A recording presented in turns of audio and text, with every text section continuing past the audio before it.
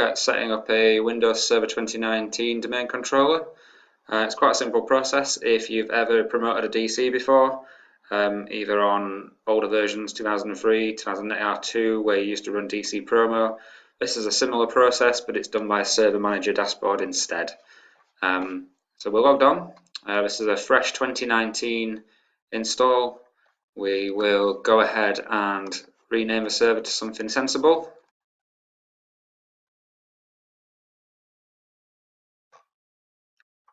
At which point it will also want to reboot. Give that a quick reboot. Yep, that's rebooted now, so we can go ahead and log back in.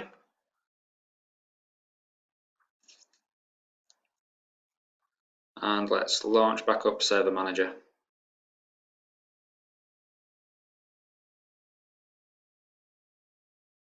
Okay, just wait for that to load.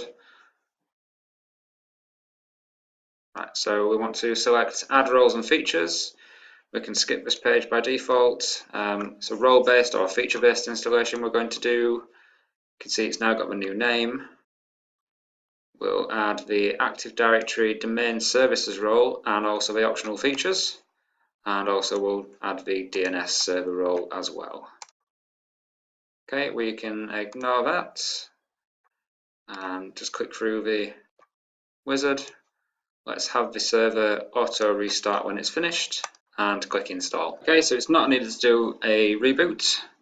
We can go ahead and close the wizard, and you can see up here we've got this little yellow exclamation mark, which means it's got a notification and some post-deployment configuration. Right, let's promote the server to be a domain controller. I'll call my domain my new forest work.local.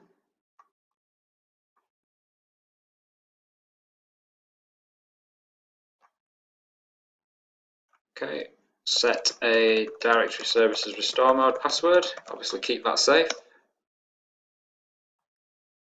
Follow through the wizard. I'd recommend you keep the standard paths, but obviously if you know a bit more what you're doing, you can change these to as you see fit. And we get a summary of what it's actually going to do. We can review this, and then we can click next.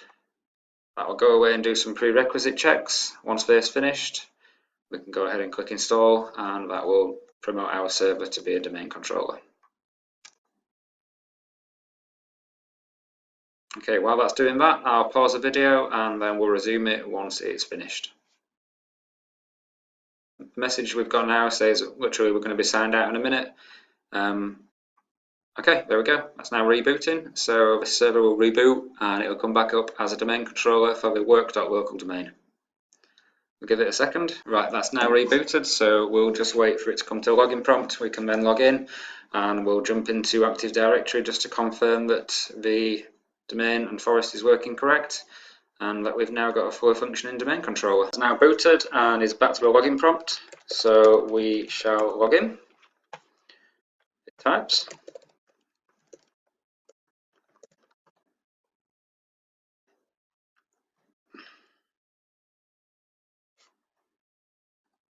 Let's launch up Active Directory.